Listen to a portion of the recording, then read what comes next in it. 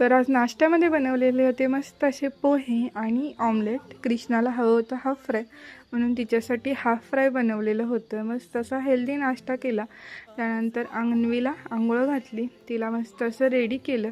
तर तिचे बघा कॅमेऱ्यामध्ये बघून कसे नखरे चालू आहेत आणि तिला तयार बिलकुल व्हायचं नसतं. कसं तरी गोड बोलून बोलून मी तिचं आवरून देते. त्यानंतर इथे मी अन्वीसाठी हे 2 ड्रेसेस शिवून घेतलेत आणि कृष्णासाठी देखील सेमच शिवून घेतले. ते तुम्ही मागच्या व्हिडिओजमध्ये बघितलेच असाल.